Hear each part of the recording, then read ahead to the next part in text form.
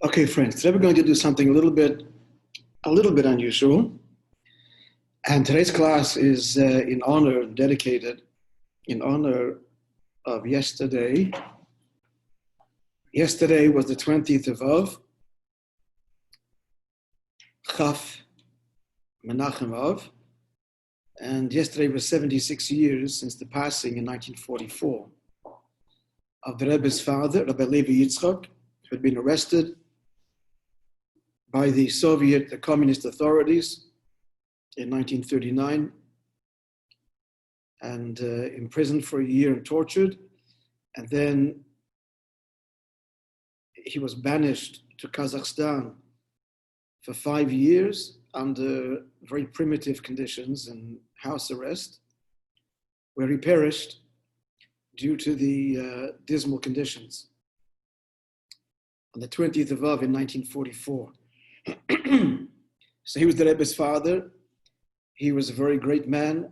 He was one of the leading rabbis of Russia. He was the chief rabbi of Yekaterinslav, the largest city in the Ukraine. And he was one of the leading members of the Lubavitch resistance and devotion to the point of self-sacrifice to keep Judaism alive and to teach children, to keep mikvahs going, and shchita, ritual slaughter, and observance of Shabbat, but most importantly, chinuch, education of children.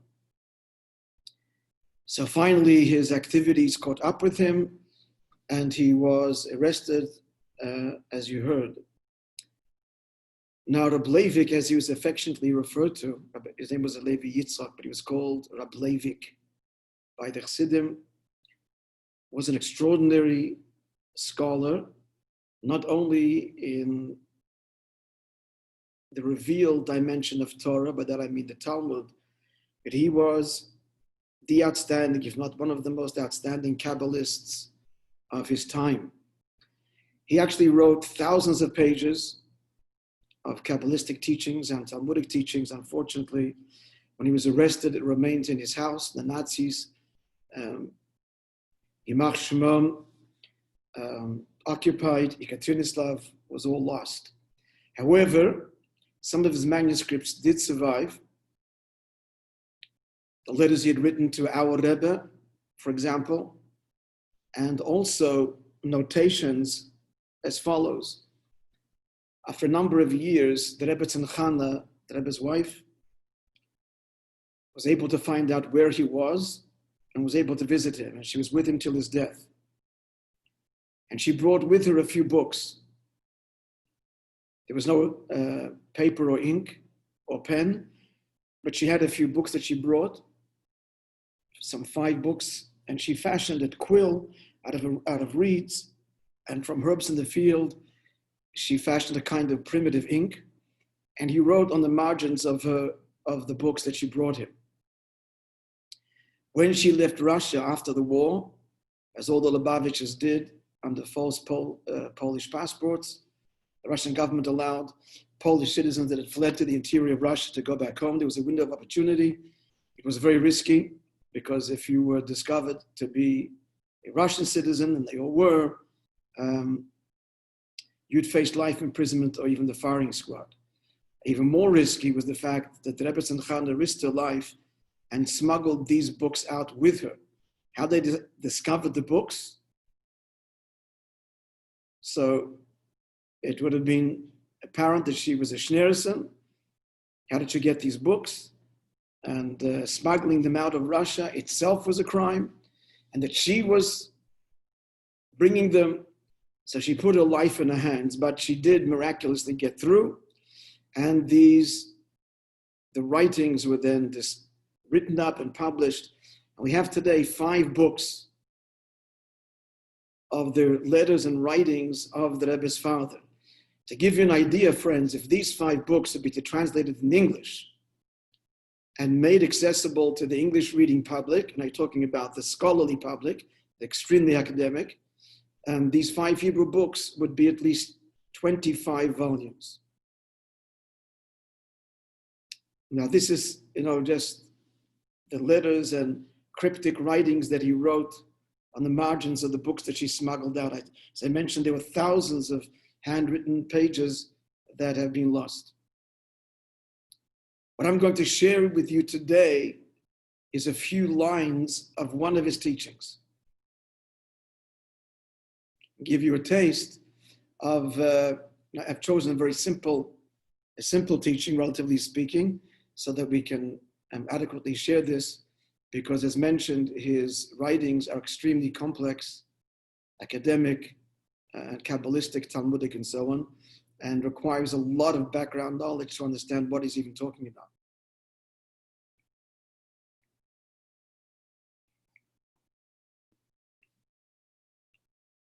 Just before I begin the subject, just to point out, Rabbi was this extraordinary fusion of mystic, Kabbalist, academic, on the one hand, on the other hand, a man of the people.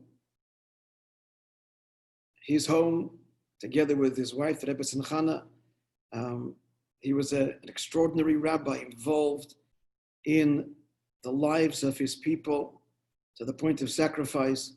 I'll just mention, this is particularly with respect to the Rebbe Simchana. This is 1939, friends, in Soviet Russia. I don't have to tell you that communism is very seductive.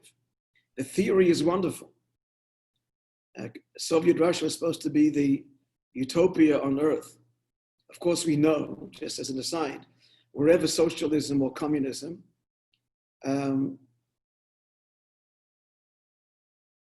was implemented, it brought to the death of millions. There are no exceptions to that rule. Hundreds of millions in total, wherever it took place, whether in Argentina or in Russia or in China. At any rate, but it's very seductive in theory. In practice, it's lethal. Because I won't go into all the explanations now, and why it's lethal. The fact is that it is. Where is the deep error? The idea that we're all equal surely is a wonderful notion, and it's true. But it's also not true. We are equal, but not the same.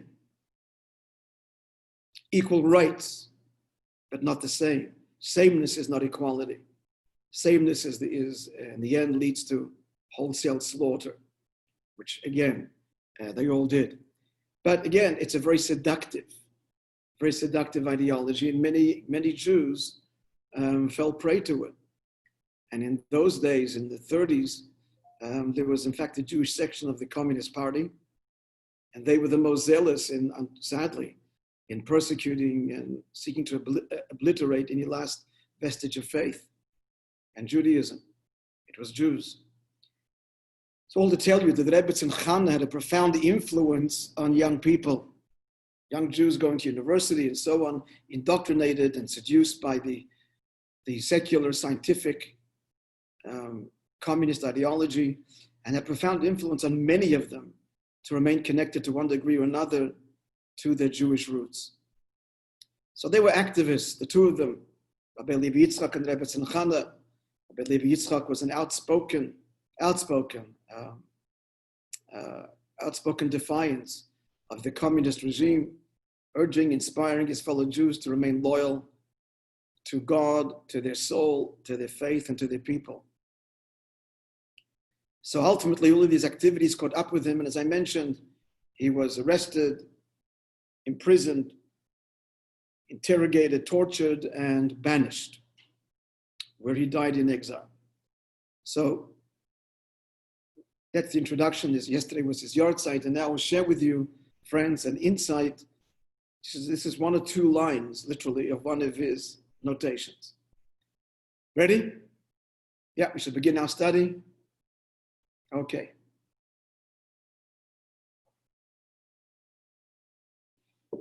The subject matter is, first in Hebrew, Tchum Shabbat. What is Tchum Shabbat? So recently we had in our Mishnah series, one of our evenings we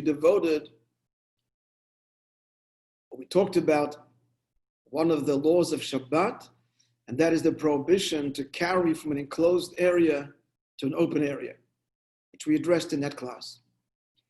Now, a related prohibition on Shabbat is the prohibition on Shabbat to walk.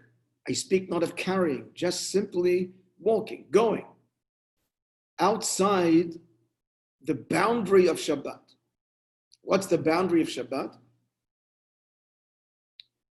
So there's several opinions, but we'll just give you the final ruling. The final ruling is the Torah says like this. A person may not travel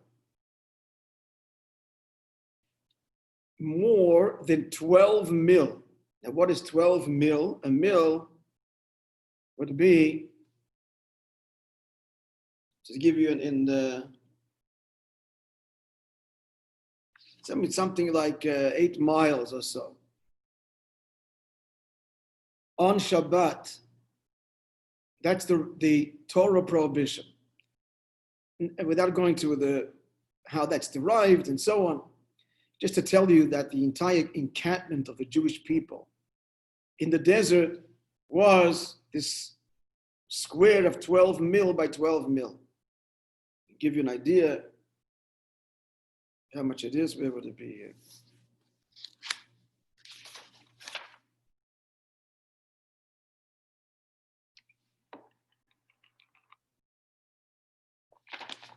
Don't tell me here. Okay, I gave you a general idea. Now the sages, I want to point out, as is always their mandate and role, the sages limited our travel. Now, when we say, I must point out, when I say that you cannot go more than 12 mil, we mean from your place of dwelling. Now, what's considered one's place of dwelling? Of course, one's home. But if you're living in a city, and most homes are, then the place of dwelling is considered the entire city. So the bottom line is it's forbidden to travel outside a city or town's limits by Torah law more than 12 mil on Shabbat. The sages, in order to protect the law, said, we're going to limit that prohibition to 1/12, 1 mil. What's 1 mil? That's 2,000 cubits. Where did they arrive at this number? The simple reason is because in Jewish law, 2,000 cubits is still considered an extension of the city.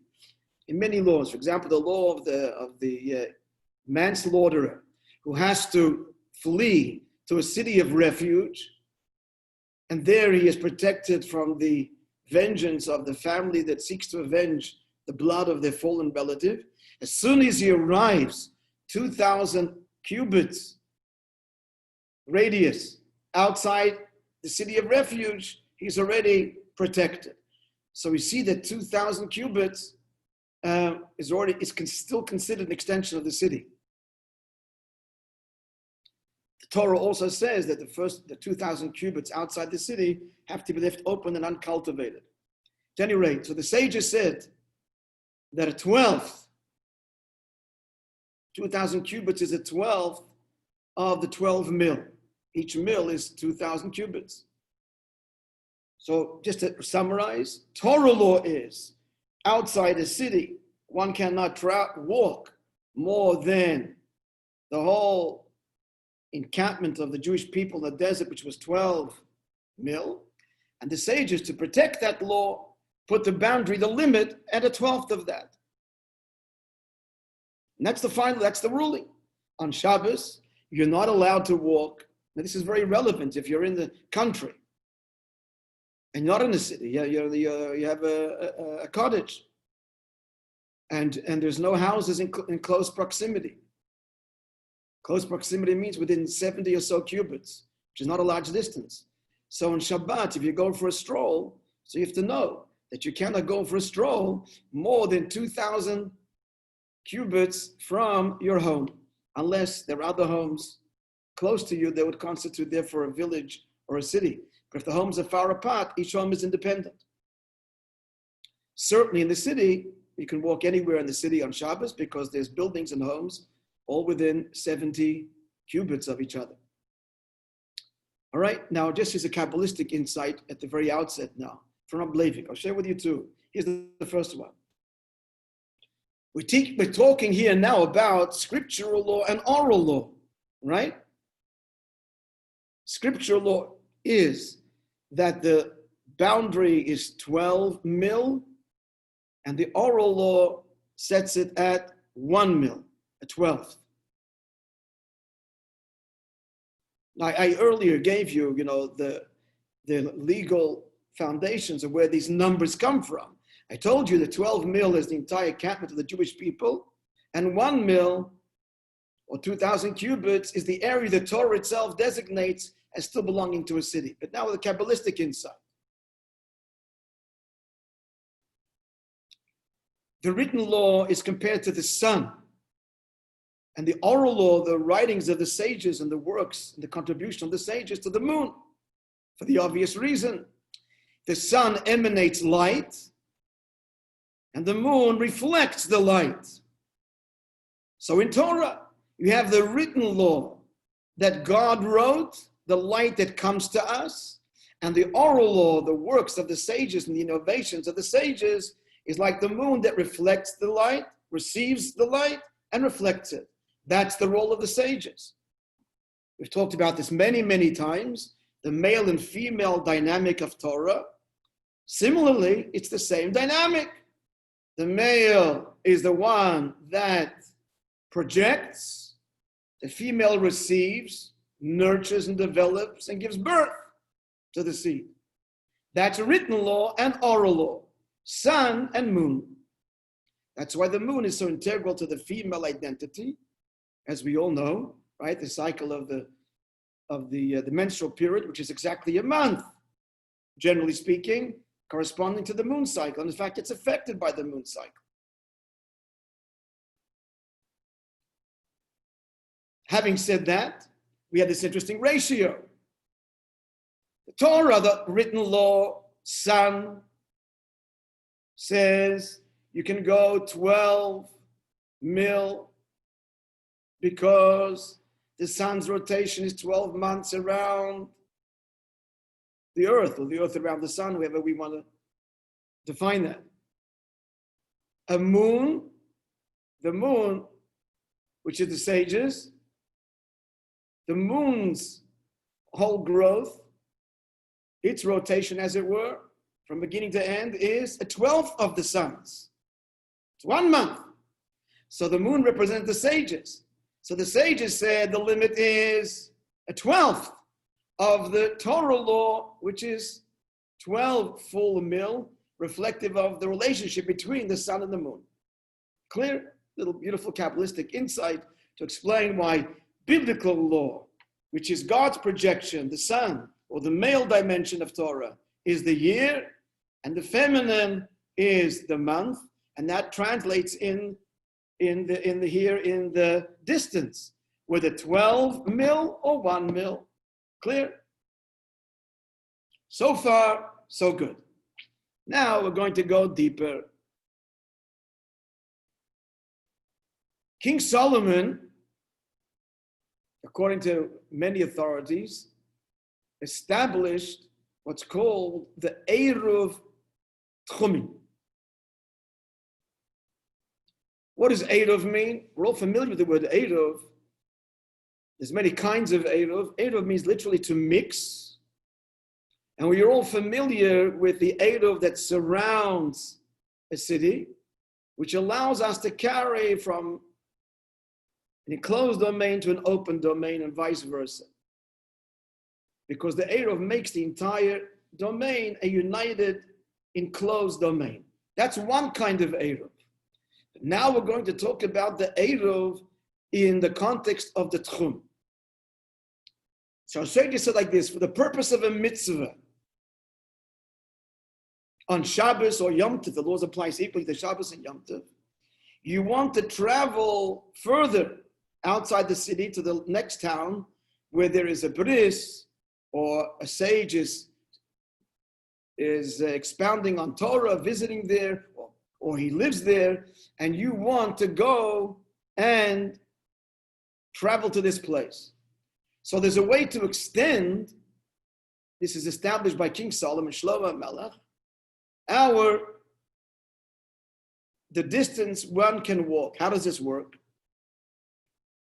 It's one of two ways. If on Erev Shabbos, as the sun sets and the Shabbos descends to the world, you are standing at the very limit, just before the 2,000 cubit mark. When Shabbos sets, then you have established that as your place. And you may from here then travel, even on Shabbos, another 2,000 cubits. So this is how it works. Because you were there when Shabbos came, that is now your place. You can now go back to your house in the city, go back to 2,000 cubits to the cities, and then enter into the city and go to your home. And then the next day, you can travel, you can walk. We're talking walking to the place where you had stood at the onset of Shabbos, making it your dwelling, and now you can go another 2,000 cubits, not more, but 2,000 cubits in all directions. You can't go back home, but you can go in all directions now. This is now your new home, and you can go 2,000 cubits further, left or right, you want to go further because you want to go to a further location for the sake of a mitzvah. Is that clear? We're clear? So you've established, here's the bottom line, it's called koneh shvita. A person has acquired shvita, his place of residence. How? By standing, being there physically when Shabbat descends, as long as you're within that 2,000 radius from the city, that's now your place of residence. You can go back there the next day and travel another 2,000 cubits. Another way to do that is if you don't want to be there when Shabbat descends. So on Friday, you go there with food for the 3 meals of Shabbat. Enough bread, challah, for the 3 meals of Shabbat. And if you put it down there, that's now your home. That can be done anytime on Friday. Food or other, it could be other things as well, but the idea is food or drink that defines this locale as your food. This can be done anytime on Friday. So then the next day you can again walk to where that food has been placed down. It's still there, you've got to protect it.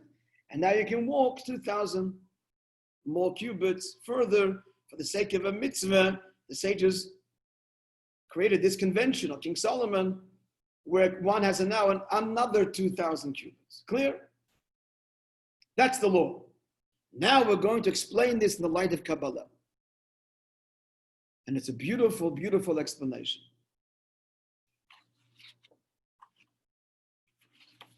So you can see this, friends, yes? Yeah, you can all see it. I've got to kind of peek over it. So what I need to do,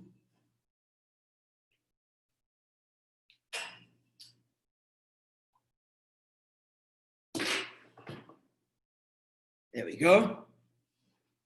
Okay. So now I can see over what I'm showing you. So friends, at the top is the word Eruv written out in English, and in Hebrew, Eruv.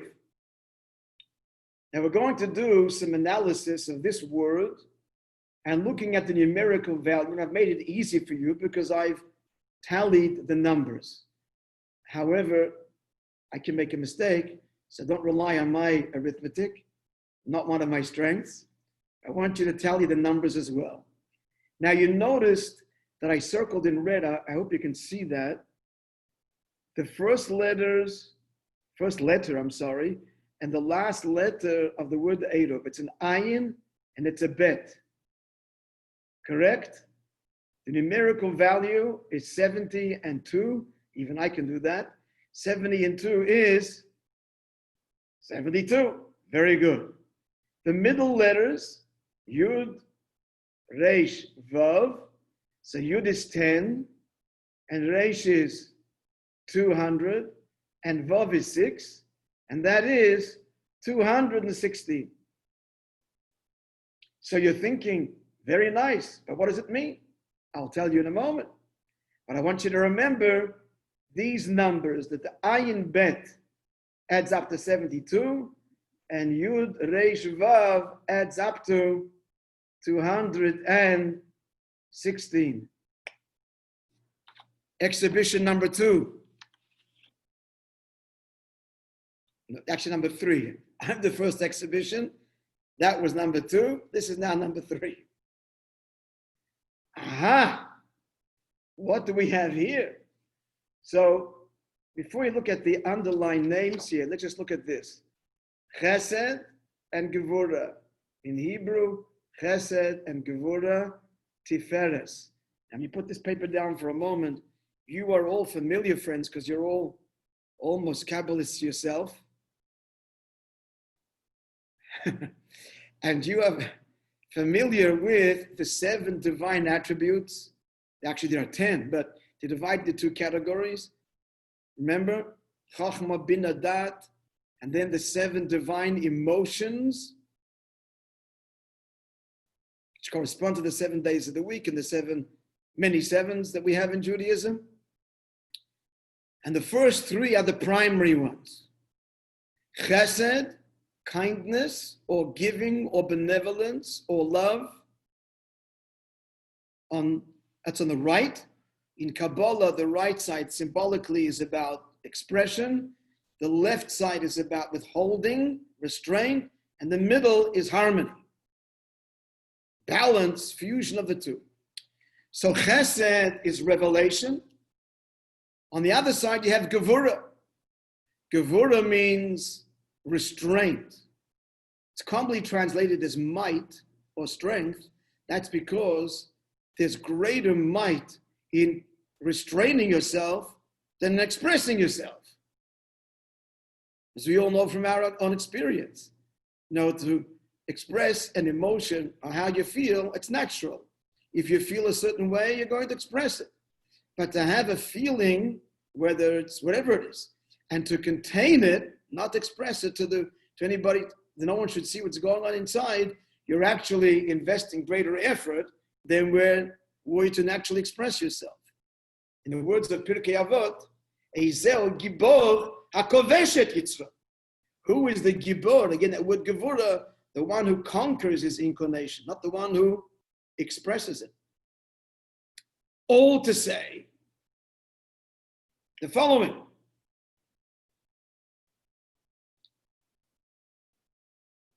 Holiness, what's holiness, friends? Holiness is where God is revealed. That's holiness. And what's unholiness? Where God's concealed. And where God is concealed, the consequence of that is we don't feel his presence. We feel self. We feel independent. We feel our own ego, and that's the root of all evil. Here's the ego. The untamed, unbridled, unrefined, uninspired, uneducated, and unenlightened ego. So chesed, friends, which is where God is the attribute of God's revelation, the result of that is holiness. Gevura, which is the attribute of God to conceal himself, to restrain, not to reveal himself. It's from Gevura that evil comes.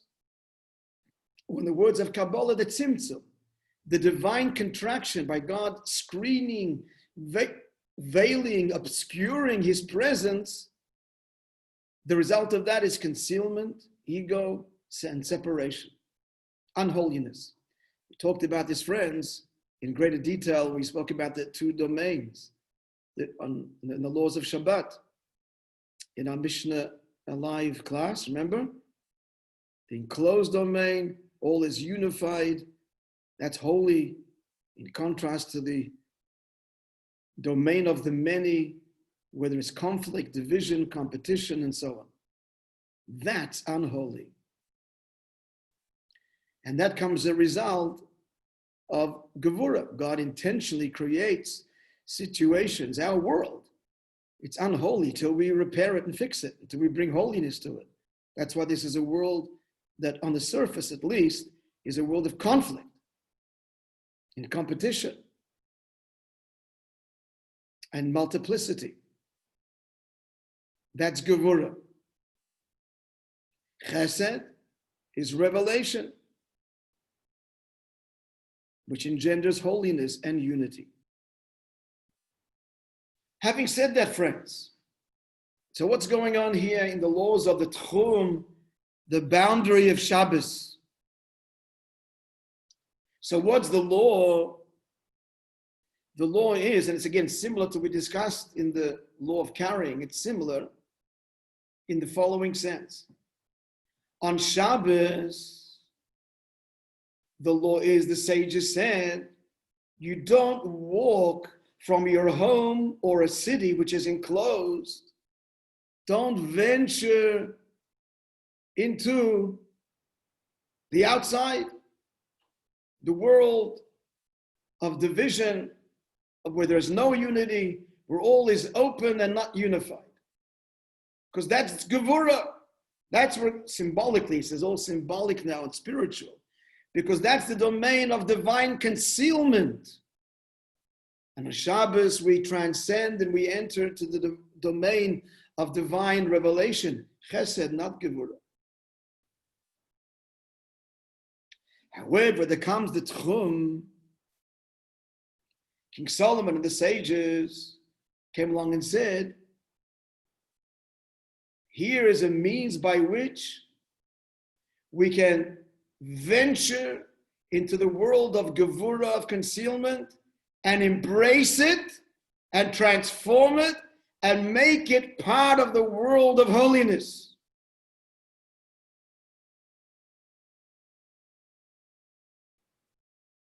And that, friends, is this attribute, Tiferes, Yaakov.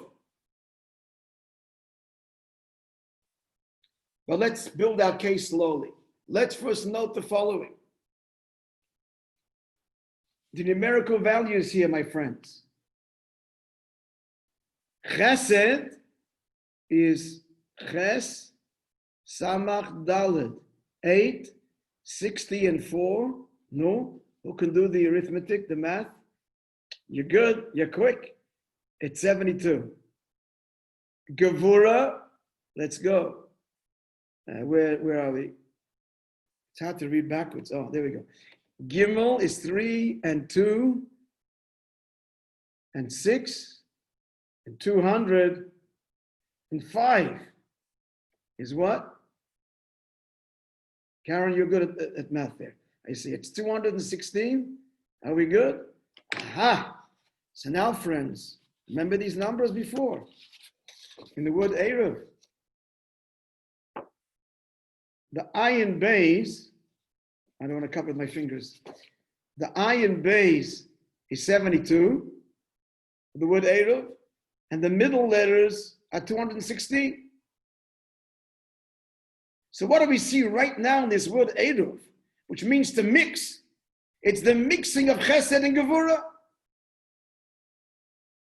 The very word Eruv means to mix. Two domains which normally would be separate are now fused together.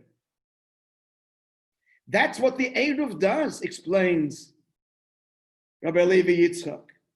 It fuses the holy Chesed and embracing even the unholy Gevurah, making it one domain, and you can travel and venture on Shabbat all the way deep into the world of Gevurah through the power of the Eruv. How?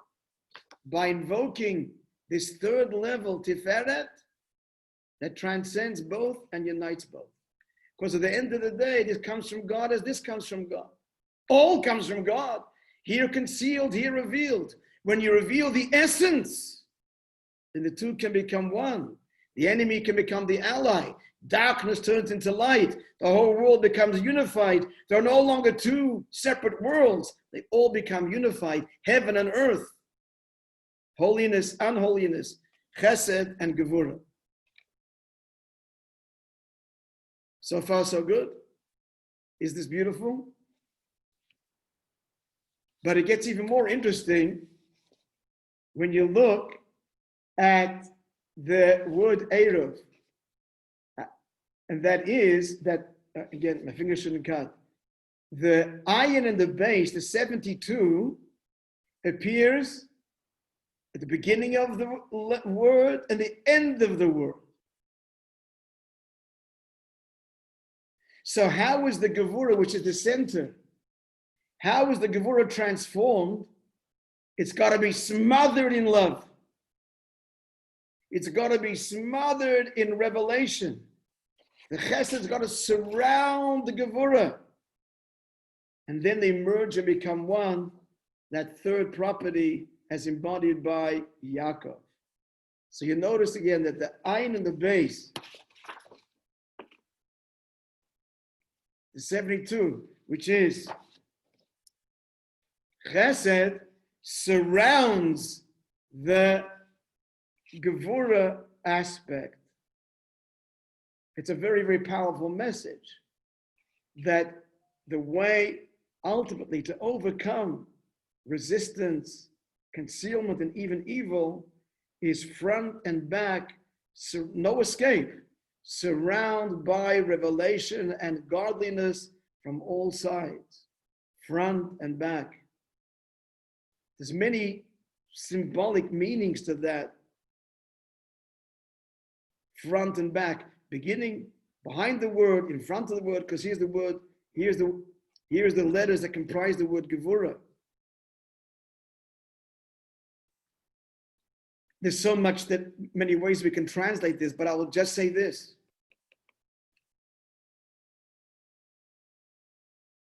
You know, we look at our past and we see, it wasn't necessarily holy. It was Gevurah. I lived in a world of concealment, of conflict, of ego and transgression. But we have the power to transform the past even. And certainly set the direction for the future. So in summary, we're saying that the Eruv explains Rabbi Levi Yitzchak by pointing out the numerical values. The very word Eruv, that means I could have written this at the top, to mix, is the fusion of what? Of Chesed and Gevurah, making them all one.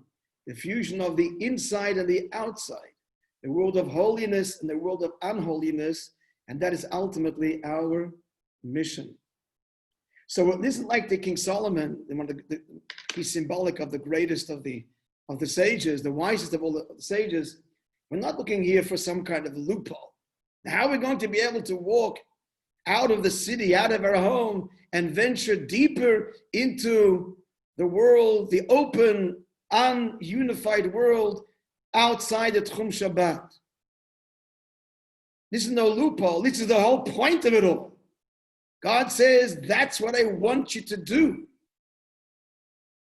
I've created, says God, holiness and unholiness. That's my doing. I want you to merge them. I want you to dissolve the boundaries. And I want you to reveal that there is holiness in everything. It's latent, it's potential, and with love surrounding chesed on all sides, yes, love will conquer all. You will reveal the holiness and the goodness in all of my creation. Because at the end of the day, it is my creation. So that was the job of the task, the mission of King Solomon, symbolic of the sages, is in fact to go beyond what God did. God created a world where there's heaven and there's earth and there's a huge divide. That's the natural borders between holy and unholy. There's the good guys and there's the bad guys. God says that's the way things are externally. But I'm empowering you to go beyond even the external boundaries of my creation and reveal the essential oneness in all things. Make this convention of Shvitat Makom, Establish your home on the edge. Don't be afraid. Go out there and engage the world and put your bread there. Establish your place there. And you'll be able to embrace the so-called unholy world, the secular world, the world of division and conflict, and bring it all under the kanfi ashchina, the wings, the embrace of the divine presence from front and from behind in total embrace. All right, friends, I hope we were successful in conveying this. It's two lines in one of Rabbi Levi's little commentaries that gives us a sense of how we take a cut and dry kind of law that on the surface is a little bit strange. You can go, you can't go, what's going on here, and why these numbers of, starting the beginning of our discussion, Torah law says you can walk 12 mil, rabbinic law gives 1 mil, a 12th of it, where these numbers come from, the male and the female, the sun and the moon, and then finally, beautiful insight into the whole meaning of the Eruv, this whole convention of the Eruv and what spiritually it's all about. The fusion of Chesed and Gevurah in one homogeneous whole. Final comment, that when they become one, all in one word, then we have true holiness. Because Chesed and Gevurah on their own, well, for sure Gevurah, because Gevurah on its own, where judgment and so on, that alienates people. Yitzchak is the epitome of Gevurah, and one of his children is Esav, the angry, rejected child. Avram is all chesed. That's not good either. Pure chesed, indulgence. He produced the indulgent Ishmael. It's the fusion when they mix Eruv and they come together. That's Yaakov. Then we have embraced every kind of child. His children, not perfect, but they were all actually, relatively speaking, tzaddikim. They're the holy tribes of Israel. Why? Because Yaakov embodies the fusion of Chesed and Gevurah, all expressed in the Eruv. All right, my friends, thank you for joining today. Can I make a comment, Rabbi? Yes. Oh, yeah, I'm going to unmute yourselves. Yeah, can I make a comment? Yes, of course. Of all the things I've learned in the years since I've joined Chabad, although everything is inspiring and awesome, the one thing